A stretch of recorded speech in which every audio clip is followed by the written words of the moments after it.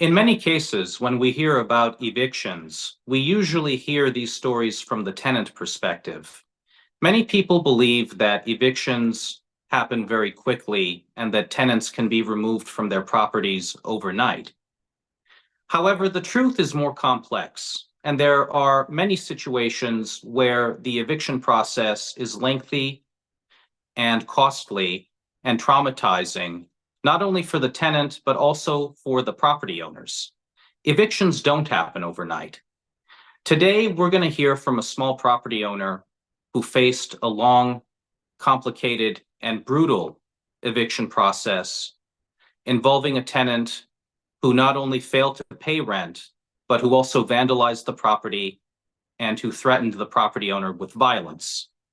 This property owner is a young immigrant who came to Boston as a child to pursue the American dream, owning a property while providing other people with a safe, maintained place to call home.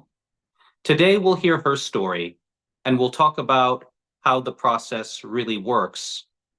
Moreover, we have to remember that dignity is a two-way street that applies not only to the renter, but to the property owner as well. Hopefully, this conversation will mark an opening to create a level playing field for all stakeholders in housing.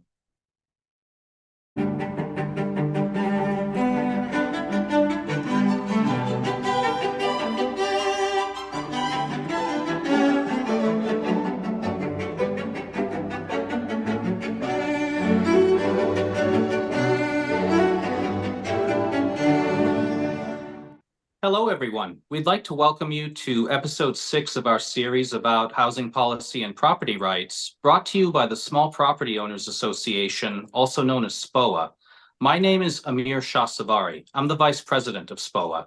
I'm happy to introduce Ms. Jordana Greenman, an attorney who represents property owners, tenants, and other parties in the realm of housing. We appreciate you being here today. Thank you for joining us. Thank you for having me. And we have Miss Wildia Capre, an accountant and property owner in the Boston area. Wildia is also Jordana's client. And Wildia, I just want to thank you for taking time to be here and to discuss your story with us today. Thank you for having me.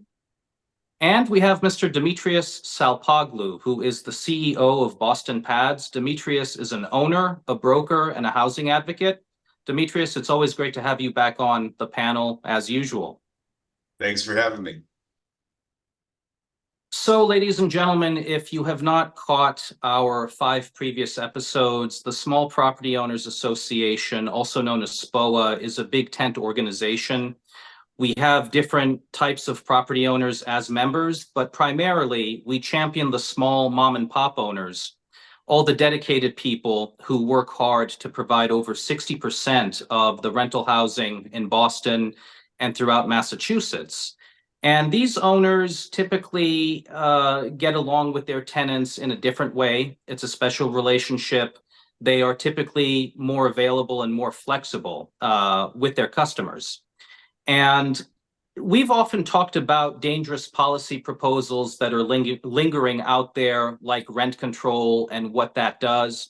One of the most threatening aspects of it is the way that it makes it more difficult for owners to not only collect their hard-earned rental income, but to also remove difficult tenants from their properties. And while we focus on those proposals, something that we probably don't talk about enough is how difficult it is already in the existing system to deal with difficult tenants who are non-cooperative. And non-cooperative can mean different things.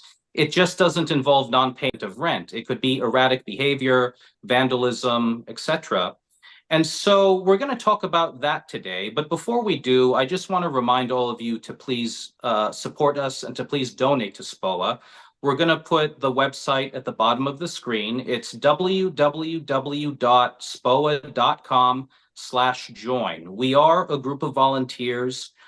We work hard to advocate for you at State House hearings, City Council hearings. We work hard to bring you programming like this, email updates about policy proposals, our newsletters, It's our pleasure to do it for you, but we do need your help and your participation. So please donate at www.spoa.com/join. And with that, I'll turn to Wildia. I wanted to ask you a little bit about your background and what got you interested in becoming a rental property owner. Yeah, so I came here almost 26 years ago. I'm a first generation, and I've been living in Boston, specifically Dorchester, all my life. Even though I went away to college, I always came back to visit. And, growing older, I think it was very important for me to have a piece of home, as opposed to not having anything here. I mean, as you know, Boston's a pretty expensive city, and I just wanted a piece of the city that I grew up in. And so that it's always been my dream to own a house here. And, almost 2 years ago, July 2022, I made that a reality. And that's something, as hard as it's been, I'm very proud of. Well, you should be proud of it. We have a lot of people who are immigrants, first generation, or they are the direct descendants of immigrants. And when they talk about the American dream, they talk about home ownership. And they also talk about the rewards that come with providing other people with housing as well. And so a lot of people share that dream. It's the quintessential American dream. But unfortunately, in your case, it sounds like this was the first experience you had with a renter. Where did things go wrong? What happened? I mean, things started going wrong pretty much initially. I moved into my house in August, and I had a tenant move in September of 2022. So to put that into perspective, I really didn't get a feel for the biggest investment I've ever made in my life. And now I had to deal with somebody else. But, things started going downhill pretty early on. I had multiple absurd requests. There were no boundaries. I was getting texts at all times of the night. And, I tried my best, to answer them. And it just seemed like at some point I couldn't say no. And the moments that I did say no, it became a problem. And,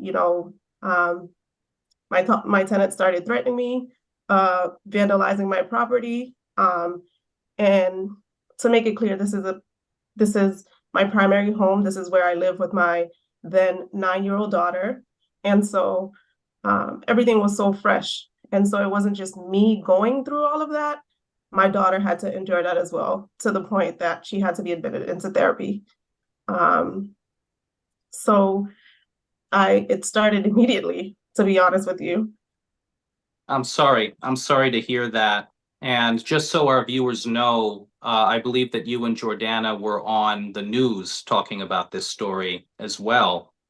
And clearly, you were there for your tenant, you were there because you cared, but you saw and you noticed and you saw firsthand this erratic behavior, which took a devastating toll on you and your daughter. And so at what point did you feel that you had to turn to Jordana?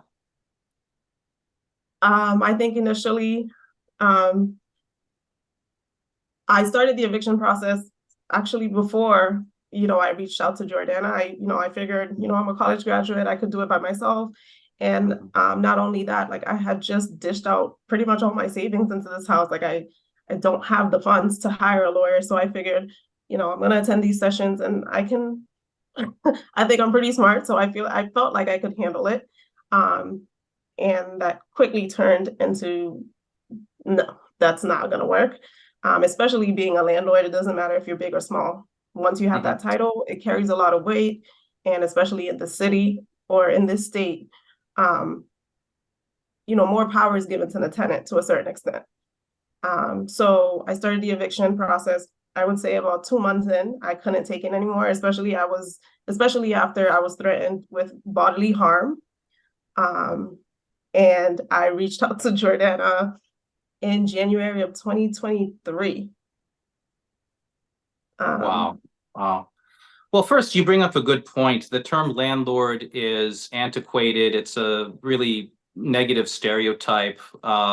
We prefer to use the term housing provider or rental property owner. Sometimes we just get sucked into saying landlord anyway because it's so common. If we use those other terms, at least at the beginning of our discussions, people might not always know what we're talking about. And that's a problem in itself. But I can tell, with your background, you are educated, you are smart. It's not an issue with you. It's an issue with how complicated, and I dare say how unnecessarily complicated the system is. And Jordana, I'll pass it over to you. When you got involved, what were your initial thoughts? Was this case similar to other cases you've seen, and what was the plan of action when you got involved?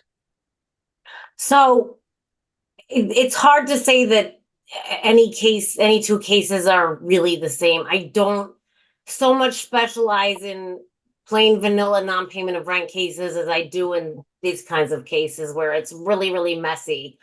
And I do have a special place in my heart for first-time home buyers and owner-occupant landlords in general. And what I saw immediately, because this tenant was working with somebody whose former legal services, we don't know what the relationship was, but he had filed a limited appearance on behalf of the tenant. And I really felt that the communication was very, almost bullying. He kept sending Wildia these emails saying, I won this case in 1982 about blah, blah, blah. And if you don't X, you're going to lose, you're going to pay my legal fees. And I think it just became very intimidating to her.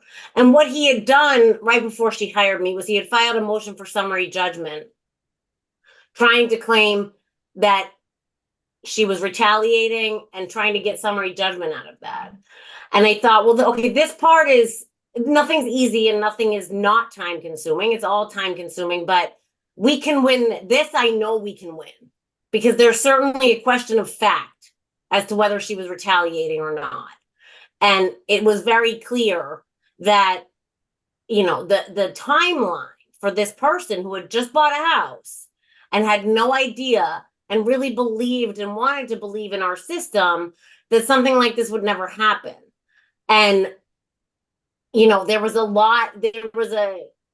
I think at some point before I got involved, there was a lot of screaming that would go on. So the tenant would be screaming through the floor, vulgarities, and like, go back to your country, really kind of xenophobic, nasty, nasty, nasty stuff, which she denied. But she was very present and very in your face and somewhat organized. The woman has a brain. She was not, completely useless with the process herself. And so once we won that motion, that other lawyer dropped out, and there was a suggestion that the Suffolk legal aid was going to take it. But once the student found out, that we had gone on the news and whatnot, she was scared that maybe she would be reported and not be able to take the bar, and she shied away from it. So I think this case was a huge mess. One of the things that we did get back as of November or December was possession. Unfortunately, this case lives on. And it's a situation where, do you want to poke the bear? What is this other woman really worth? How much money does she really have in her bank account? Does she own her car? Is there any reason for us to continue spinning wheels? Because if there is, I think we should. Because I have never been involved in a situation where the client calls me on the day that the tenant is leaving without notice, where I can hear the tenant screaming in the background, the owner's child crying in the back of the car. I've seen a lot, but this was really, really horrifying. This tenant is not a child, but she was acting like it. And just, if you have seen the news clip, you saw the close-ups of this person took a key, like a car key, and keyed the entire property. This is something you don't even expect from college students. You would expect this from people in high school, possibly. But it's really, really, really, it was horrifying. And her son was spitting at the camera, on the camera. They were calling her all types of names, screaming. And you could kind of tell on that day that the tenant knew she was on camera and she was kind of trying to encourage her family to back off, but they wouldn't. And so it was just this really hostile scene where it surprises me the most that in the face of something like that, and people who work for the court system and, you know, legislators can see that and still not bend and still not say, look, there's this group of people, housing providers, that are not Avalon Bay. They are not, you know, have these huge buildings. Even, you know, the landlords that Dimitri works with, they don't all own billions of buildings. They're housing providers. They're regular people who, by and large, are providing housing to people who other people don't want to provide housing to. For instance, you know, students are not reliable, but there's a whole population of students in the Allston-Brighton area that go to BU, BC, and they need housing, and people provide it. And so it's always really bothered me. And watching Wildia's situation firsthand, actually going to the property and seeing it firsthand, because I had not, I mean, I may have done that a handful of times, but it was very real and very in your face. And you're just thinking about, I mean, I have a small child myself, how much this little girl went through, and she's just her daughter. She didn't know what was going on or why. And it was a very, very frightening situation because of that, which is a little bit different. I hadn't really dealt with people that are so threatening that it continues after there's a restraining order in place. Because I don't think Wildia mentioned it, but she had a harassment prevention order in place from the district court already. And so the communication was supposed to go a certain way. She was supposed, if she had a request for a repair, she was supposed to call Waltham Housing, but she didn't do that, because that was the distributor of her voucher, was Waltham Housing. And so Wildia was trying to keep it all in the up and up, trying to do exactly what was expected of her, but couldn't, because the system that she's in wouldn't allow her to do what's expected of her. And just to be clear, this did appear on Channel 7 News. I saw the video, I saw the piece. It was disturbing. Both you and Wildia were wonderful in it when you were speaking. And Wildia, I'm not only impressed by Jordana's eloquence, but I'm also impressed by your eloquence and how well put together and how calm and how collected you were after undergoing such a traumatic experience. So on behalf of everybody at SPOA, you know, we're very impressed by that, and we congratulate you for being strong and resilient. And I did hear in the news program, you did say that this tenant did threaten to come down to your living space and bash your head in. In addition, correct, right. In addition to destroying the place, making loud noises, spitting into the porch area, common area camera that you had. And Jordana, you said something in that piece that struck me. You said, and you actually, I think, just mentioned it maybe a couple of minutes ago. You said that the state refuses to acknowledge that people like Wildia exist, that they can be vulnerable, that there are property owners, dare I say landlords, who are human beings who are also entitled to dignity. What can we do? And I have some follow-up questions, but what do you think we can do to start changing that from the court's perspective and from the government's perspective? Because it just seems as though there are a lot of statutes built into the law that are just one-sidedly pro-tenant just for the sake of it. And I think it's a push toward leveling the playing field, if you will. It's something that's, it's really hard to stomach on a day-to-day basis, walking into housing court, seeing people go over to the lawyer of the day table, having people say at the first, looking at a tenant saying, oh, well, here, you just have to fill this out and you should check a box for a jury demand. You know, I think that something that would be really helpful and that's never worked is the requirement of rent escrow. Because if you have to put the money aside, you're less likely to not pay it. So that's something, you know, you hear this withholding concept, But when you're not holding the money, I don't think it's fair that you can consider that withholding. You're actually just spending it on something else instead. You're just not paying, which is different than withholding. And I think that for there to be some move toward making summary process summary again, you know, we understand that you have a right to a jury trial. We understand, but the quid pro quo for that should be that you do have to pay your rent during that period. The bleeding needs to stop because some people really can't afford it. I've seen people with $25,000, $35,000, $55,000, $75,000 of rent owed.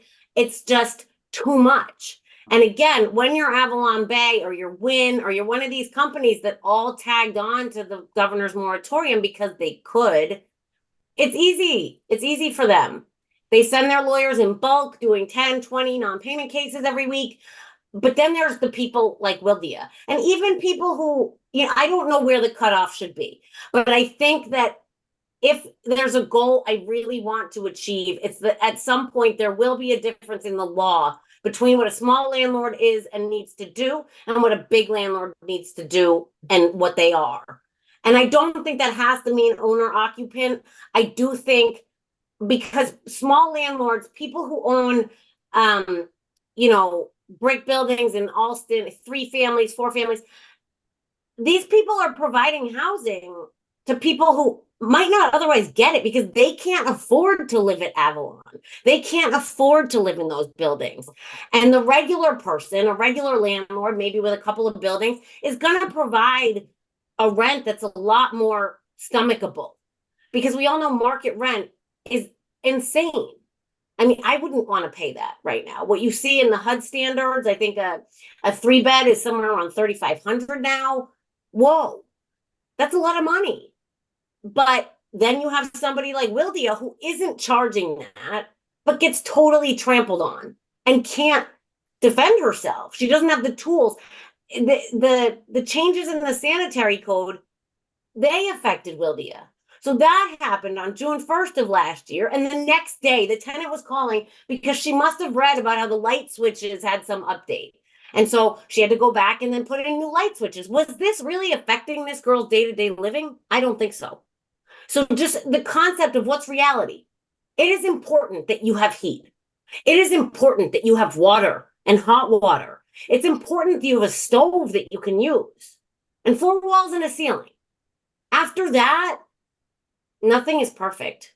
There's going to be problems. If an inspector walks into my house, your house, anybody's house right now, they're going to find something. There's something that's not perfect. I don't know. I saw a skunk go underneath my shed and then come back out the other side. Do I need to fill in the gap between the ground and the shed? If I had a tenant, probably. But is that realistic? And is it affecting my tenant's living? No, it's not. So I think and I think that the legislators really don't understand that because of the loud voice that tenant groups have. I mean, a Vita Urbana person came to court today. They don't wear the green shirts anymore, but after the hearing, he grabbed the tenant and said, I want to help you. He's not going to help her. There's a lot there. There's a whole lot to unpack there.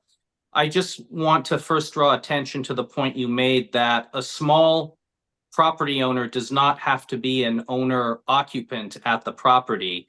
There are a lot of small property owners who do not live in their rental properties and they have several buildings, they have several units. What really makes them a small owner is the size of their business structure and how available they are to their tenants in a hands-on capacity. And having said that, you were touching on another point with regard to the aggressive tenant attorney, and you just mentioned Vita Urbana. And that just reminds us that there are forces out there that are disseminating bad advice to tenants. They are encouraging them to behave badly, to make up information that isn't true, just to prolong their tenancies at the expense of the owner, at the expense of other tenants in the building, at the expense of the safety of the property itself. And it seems to me that it's very easy for people like that to pull a tenant aside and say, hey, let me give you some advice. Let's talk about how to take advantage of the owner. Let's create a test case where we can put the owner out of business. Is there a way to hold activists like that and even attorneys like that accountable for I'm trying to think of a nice word. It's not so nice, but for these corrupt maneuvers, is there a way to hold them accountable for encouraging renters to do things that are really unethical and illegal? Or that should be? I mean, the judges have caught on to this. I actually said, who are you and why are you here? You have no right to talk to this person, and you have no right to give advice because you're not a lawyer. I think the most dangerous thing about them is for the tenants themselves. Because short of GBLS or Harvard being right there to take their case, not on a limited basis, but actually take their case, they are encouraging people to make people mad. So I think any case could be worked out with meeting in the middle, figuring out what do you need and what do I need and how can we get to what we need. But if you send me a piece of paper that says, I want a jury claim, I have defective ceilings, I have defective walls, I have defective, I don't even know what that means. I have mold, I have bugs, I have bed bugs, I have everything, the kitchen sink. My God, why are you living there? That's horrifying. It doesn't encourage cooperation. If you're somebody like Wildia that's never seen these canned forms before, and you can't just say, oh, whatever, they're going to say what they want to say. Wait, what? Defective what? I have defective walls? Are they not walls? They thought they were walls. All of this stuff, people need to be encouraged to take a step back and say, how can I get what I need? Because if what you need is a little bit of a break on your rent, I'll probably give you that. But not when you come with that stuff. Not when you fabricate things that don't exist. There's been discussion for a long time about, does the bar hold the legal services attorneys to the same standards they hold us to? It doesn't seem like they do. I see unethical things happen every single day in my practice in housing court, them doing things that I think really don't even toe the line with the rules that we're supposed to follow. They're blatant violation. Contacting witnesses that I might call for a trial, contacting my clients by having their students contacting them and saying, oops, well, the student is new and they didn't realize. I don't know how they can be held accountable, but I do think that it is important for people to focus on making them, I know that there's all these questions about whether Vita Urbana is really a 501c3, whether they're doing this, that, or the other. I don't know that it's so important to concentrate on that because I don't think anybody cares. So concentrating on, hey, Healy, why don't you come down to the housing court on a Tuesday or Thursday? Why don't you wear some kind of guise, some costume that makes it look like we don't know who you are? Be the secret shopper and watch what happens. Because it's not okay. I understand that there's a lot of people for legal services to deal with, and I understand that you can't get to it all. But I also understand that I think that there are ways they can do it better. Or at least if you're going to counsel a tenant to fill that out and do that, you can also say, this is going to make your landlord very unhappy. If you had a relationship with your landlord yesterday, we are going to squash it to smithereens by filing this. Mm-hmm. And you can't expect any cooperation going forward because this is not very nice what we're doing. And that doesn't happen. I appreciate that. And before we turn to Demetrius, I was wondering if you could comment a little bit about how long evictions typically take. I know that in the news program, it said that they typically take on average greater than 3 months. I've heard from a lot of property owners who said that, for the most part, they would give me figures like 9 months, 11 months, a year, year and a half.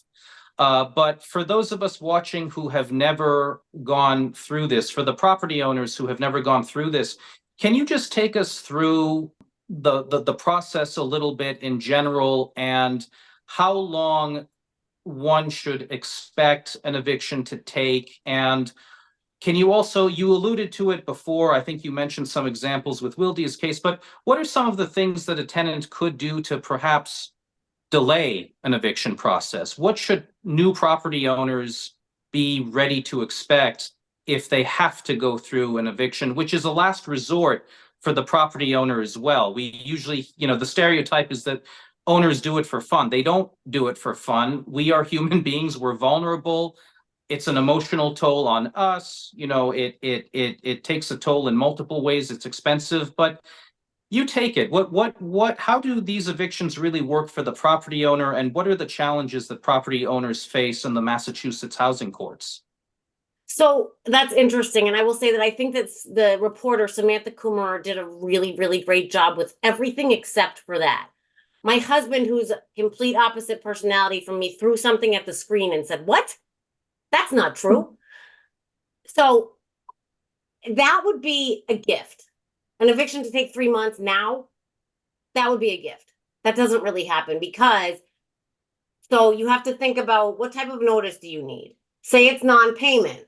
Well, one of the big reasons that evictions are getting dismissed recently is if you have a property that's covered by the CARES Act and you serve a 14-day notice, your whole case is going to get thrown out because you need to serve a 30-day notice, even for non-payment of rent, if you're covered by the CARES Act. So if you have a Section 8 tenant, if you have an FHA loan, and if you have a loan that was transferred through the secondary market to Fannie and Freddie somehow, the only way you can figure out if you have that is if you go onto the Fannie Mae website and the Freddie Mac website.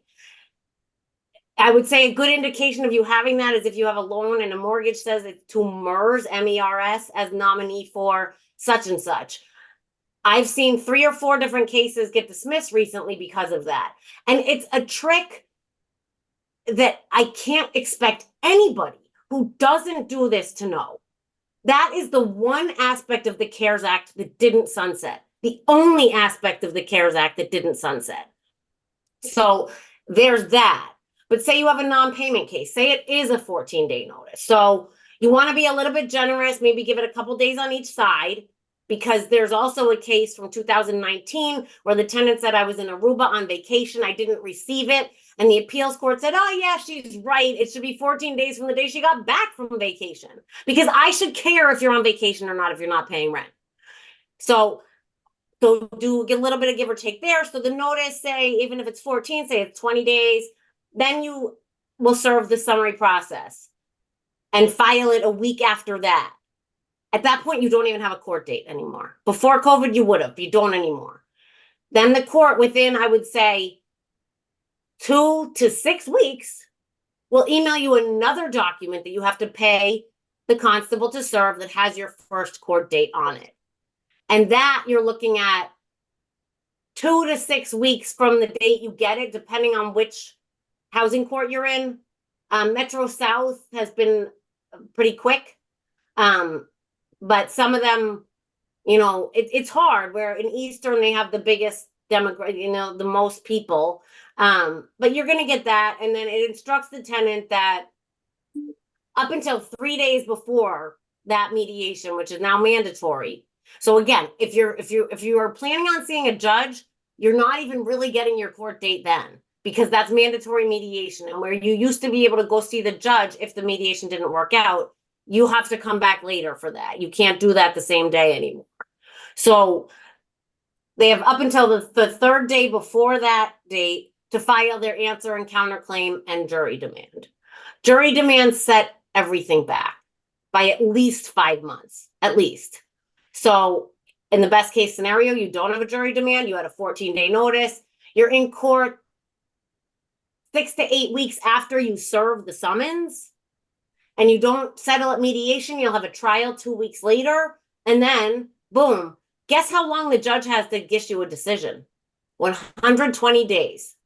That doesn't mean they have to take that long, but that's how long they have. Judges have 120 days to come up with a decision for anything. So this is something that still has the word summary in it. There's nothing summary about it anymore. And if you're going for a jury trial, so today I had a case the mediation failed 2 weeks ago. And so we came back today for the case management conference because a jury trial had been requested. The next thing we're going to do is have a motion for use and occupancy, but the judge said up front, if everything goes as it should, you're probably looking at November or December for a jury trial. That's like 6 or 7 months away from now. So it really can take a long time. The only tip I can say is, do your best. Try to understand the sanitary code if you can, because all Massachusetts laws are written in this sort of circular manner that doesn't make sense to anybody. Ask somebody, if you know a handyman, just get these little belts and suspenders, if you will. Have an exterminator come to your property before you ever rent it. Check if there's any holes, fill the holes. Make sure, mice and whatnot can't get in at all. Do these little extras that nobody ever would have thought of. Make sure the toilet's flush. Is this up to your standard? Because there's little things about the sanitary code that most average human beings would never, ever, ever, ever, ever, ever think about. And if the tenant comes in and they rip the handle off the stove, guess who has to replace it? You. So when you're budgeting, double the estimate that you think you need to successfully be a landlord, and always provide for what the worst case scenario could be, because nobody's property is perfect. Nobody's. And even if you think you bought, I have a client who bought a house that was advertised as a 1 bedroom in the upper unit and 3 bedrooms in the lower unit. And they never thought to check, because most residential buyers don't check building permits and whatnot. Well, it turns out, guess what? The 3rd bedroom in the bottom really isn't a bedroom, according to the tenant. So they're looking at that now. And we have a lawyer asking us for 1/3 of their money back for the past 3 years. I don't think so. You've been using it as a bedroom. So, anticipate things you would never imagine. Have somebody else come take a look. Wildia, isn't it true? Didn't you say that you had the apartment inspected before it was rented out? Yes, because, the tenant's a Section 8 tenant. So had there actually been an issue, there was inspection. So had it not passed inspection, she would not be in my property. And to piggyback off of some of the things that Jordana said, so like I said, I started this process in December of 2022, about 2 months after she moved in. I got my house back in December 2023, and that's prior to even going to our jury trial. So that's already a year before, being able to have a jury trial, and a jury trial was scheduled at the end of February. So when we're talking about timelines for evictions, it really does vary. And what I did realize was pretty much what Jordana just said. I wasn't expecting for the worst. I mean, I've been a tenant before. A lot of the things that I've seen, that I've experienced, I would never in my life call my landlord or, do to anybody else. And I just felt like I wasn't given any grace. For example, with like the city, in terms, I understand if there's a problem with the property, you communicate it to me, and the landlord doesn't fix it. Okay, that's a problem. However, there was a point where the city came to my house 3 times because this tenant was calling every day. If you're coming to a property 3 times, I feel like that should ring a bell. Something's wrong here, because you were just here yesterday, or you were just here 2 days ago. How are these things keep going off?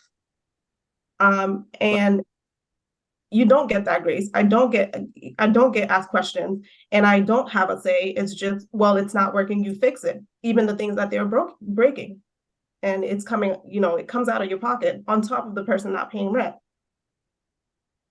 It's outrageous, and it's truly outrageous. Demetrius, if you consider what Wildia just said and what Jordana was talking about with regard to cases that you're aware of, could you talk a little bit about those cases, and could you tell us what you think about the notion of evictions happening overnight, and what we also heard during the pandemic about a so-called tsunami of evictions that never happened? That's a lot to unpack. I'll start with at a very, very high level. In having done real estate for over 2 decades, nearly all landlords do not want to go through the eviction process. So let's start there. There's like full stop. Every landlord knows that when they're going to go to court, they're most likely going to lose. Now, we hear this time and time again from countless landlords. So I think that you have to look at the big picture. Most landlords are doing a great job. Now, there'll be a few bad apples or bad actors, and and I certainly think they do deserve to go to court and handle that properly. But I think if you look at the aggregate issue of doing what's right, nearly all landlords are doing what's right. And I think that when it comes to evictions here in Massachusetts, it's extended far longer than any other states. I mean, when you talk to landlords that own properties in the South and in the West, I know a state that you can evict someone within 2 weeks and they're gone. And so you can have a bad actor and they're gone quickly.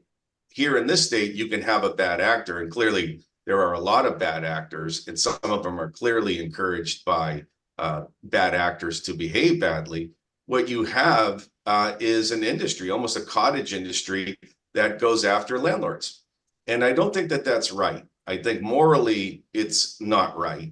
And I also think it costs the aggregate taxpayer in Massachusetts more money, because if we're sending city people that we pay for down to a property over and over, someone has to pay for that resource. So if you're adding more and more resources to fight a problem that probably doesn't really exist, and to what I think Jordana said quite eloquently, is that most of these things can be worked out between the tenant and the landlord when there's fair and reasonable discourse. And I think that when someone's kind of giving you, say, a mind virus to believe and do something and come up with or concoct something that can create money for an attorney or an opportunity for an attorney, I don't think that that's a good thing.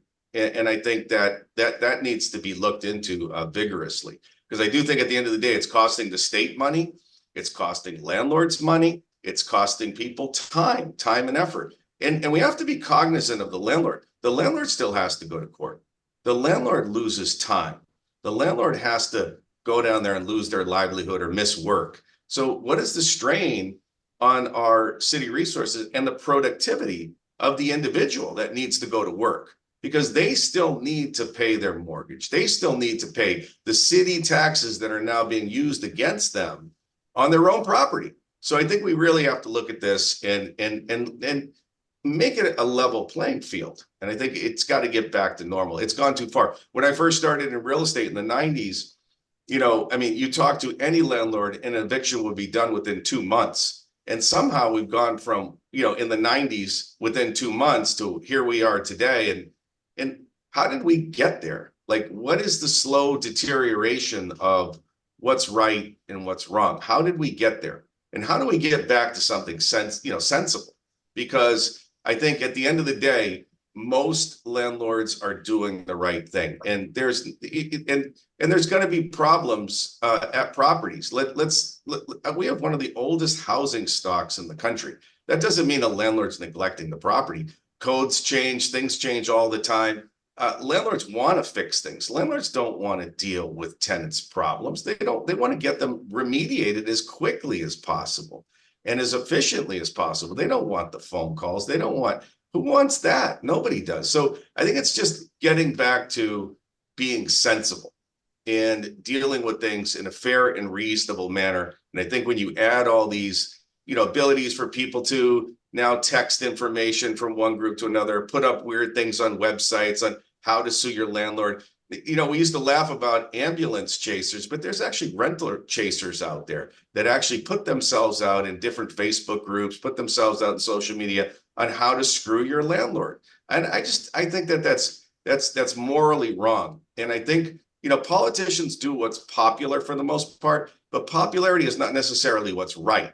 And I think we have to do what's right in our heart. Once we do what's right in our heart, we do the right things for the city, we have a better, greater, more honest city. So I think we have to get back to that. How we get there, I think, we've got to start working with our politicians to really say, look, let's work from a place of fair and reasonable and accuracy, not, what's popular, or let's attack landlords. And one last thing on, Jordana, you're right about the luxury buildings, right? We've got a ton of luxury buildings. There's people in there, they've got great jobs, they've got great credit scores. They're not going to wreck their apartment. They're really concerned about their credit score. They want to maybe go buy another property and kind of move on in life, right? So maybe they're renters for a while. They want to chase the American dream, and they're spending a lot of money on rent, and they've got a great apartment. But there is this whole group of people in the city that want affordable, cheap housing, and it's not going to be a luxury building. And there's going to be a few things wrong with that. Possible, like maybe it doesn't have a Bosch dishwasher, it has a regular dishwasher. Okay, whatever. But the whole point is they're trying to save money to try to move up in the world, and they're getting, affordable housing. And so I think we have to look at like the big picture. We can't just keep building, luxury buildings in studio 1 beds and 2 beds. We have to have all different types of housing and get more supply, which adds to the affordability. So I think the eviction process is also kind of, in a weird sort of way, slowed and gummed up, and our development process is also slowed and gummed up. And I think if you have a lot more housing, people are more willing to move more readily and faster into other problems, and the problems themselves would, dissolve themselves quicker, if you will, if that makes sense. It does make sense, and I appreciate everything you said. You also touched on a point that we've been working on at SPOA to come up with reasonable solutions where tenants and owners who need help can receive help directly, rather than seeing government and the system fueling the fire of unscrupulous third parties, whether they be various attorneys. And attorneys are great in general, but the types of attorneys that we've been talking about, whether you want to talk about legal services or the activist attorneys, I mean, it's a different story with them.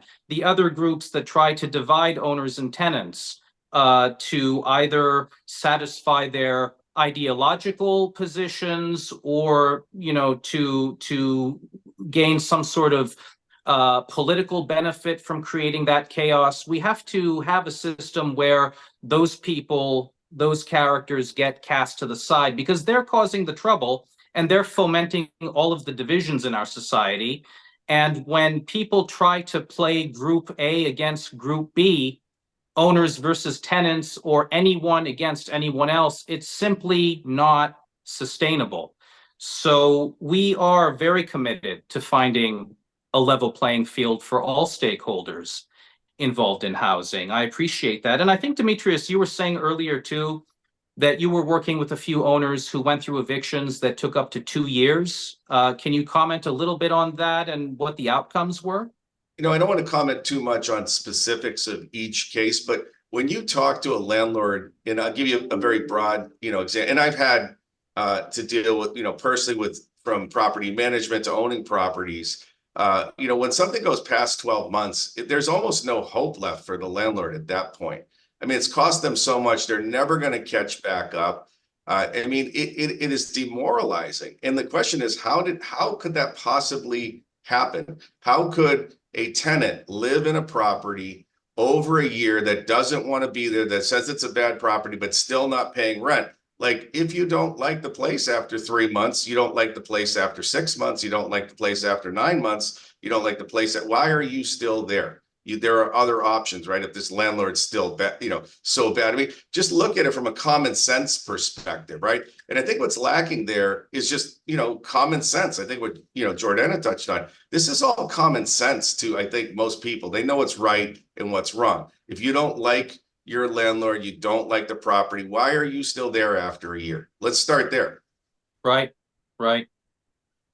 Wildia, for what it's worth, I went through an eviction process similar to yours. The tenant that I had, exhibited very similar characteristics, not paying the rent deliberately. The checks were bouncing. He vandalized the property. He tried to come up with accusations that were not true and that could be proven untrue just to prolong the process. In my case, because the police had to be called and because his behavior was just so obviously out there, I was fortunate to have a judge who could see through that. And even then, it took 5 months to win possession back and to remove him from the property. Now, ideally, the way things should work, that's 5 months too long. But at the same time, it's not as long as it could have been had this individual been more savvy, had he been more calculating, had he known how to play the system a little bit by paying a little bit of rent here, showing some good behavior there, and then pulling another trick further down the road. But I guess the point is, and for the viewers out there, the point is, it is an uphill battle for property owners in Massachusetts. Winning is not impossible. Property owners do win, but it's difficult. It's an uphill battle. And, that just comes with the territory. But I don't want to be all negative because there are a lot of good tenants out there. And in my experience, having done this for quite some time, other owners and myself, and Demetrius can speak to it, we have built special friendships with our tenants. We're always there when they need us, and they try to help out too. There are a lot of tenants out there who will offer to maintain the property for free because they appreciate living there. I've had tenants come to me to say, you know what, this place is special. I thank you for what you do. I thank you for keeping the rent reasonable. I know that you have high operating costs and that you're making sacrifices to keep the rent reasonable, but we thank you for that. And, when the holidays come, we exchange gifts. I mean, these are the wonderful relationships that keep us in the business, even though there's always a risk that you'll end up with a nightmare tenant who will threaten you, possibly your family, and the other tenants in the building. And, I just wanted to put that out there because we often don't hear the good stories. It might have to do with the saying that no news is good news. But having said that and having put that out there, Wildia, what do you think about the future? I know that you've gone through an ordeal. I know it's been traumatizing. Do you think that this will keep you from renting again in the future, or do you think you need some more time for this situation to settle down? I definitely had to do some detoxing from everything I went through. I wanted to be in my house alone because, as I said, in the beginning, I had only been here not even a month. Think about it. If you move somewhere for a month, you're still unpacking. So I didn't know how my house works, how it functions. And to have someone move in, and it was literal chaos from the moment she got in here. I'm trying to find myself. I don't want to say that I'm never going to rent again because I bought this house for a reason. I just felt like I took a crash course in, I feel like I could teach a class at this point. And it's my first go around, and I'm not gonna lie, it's very discouraging. It is very discouraging. This is my first experience, and I wasn't the only one that went through it. My daughter went through this, between vomiting in her sleep and being scared to come in the house and being scared to just move around my house. It's a lot. But I'm definitely looking forward to, renting my space once again. I'm just praying this time that it's a way better outcome than I initially had. It was a baptism by fire, if you will, but I appreciate your resilience and your optimism. Jordana, any comments? I mean, I think that belonging to some kind of organization like this is very important, whichever organization you choose. As a landlord, joining something where you can learn and be educated in the things that are changing, things that I check on every day that the average person shouldn't have to. Having a friendly relationship with a lawyer that's not going to turn on the clock every time they see the phone ring. And that's not a solicitation, but I'm happy to give anybody out there a couple minutes of my time if they are in need as a landlord, and see where it takes us, because a lot of this can be just preventing getting to that in the first place. And in Wildia's case, it couldn't have been prevented, and that's the hardest part. I would definitely recommend that. I've given Jordana her props. I honestly think she's a godsend. I don't think I would have had this outcome had it not been for her. And that's where I'll leave it. Thank you for that, Wildia. SPOA is definitely here for you. And for those of you watching who are experiencing similar challenges, I want you all to know that you can contact SPOA at any time. We can provide you with guidance and support, and we can also set you up with resources as well. In a lot of these situations, property owners forego the unpaid rent and the cost of damages left behind by the tenants because these processes are too time consuming and too costly for them. So they simply let all of that go and then they roll the dice to find a new tenant and to start over again. In this case, Wildia has definitely shown resilience and perseverance, and she is pursuing the matter further to collect everything that the tenant owes her. And for that, I just want to say congratulations. We admire what you're doing, and we wish you the best of luck with the next phases of the process. And I also want to thank Jordana and Demetrius for joining us as well. It was a wonderful conversation. In a brief moment, you will see the website for SPOA at the bottom of the screen. Please remember to donate to the Small Property Owners Association. We have to keep fighting the good fight in order to create a level playing field for both tenants and property owners. My name is Amir Shahsavari, and until next time, I wish you well.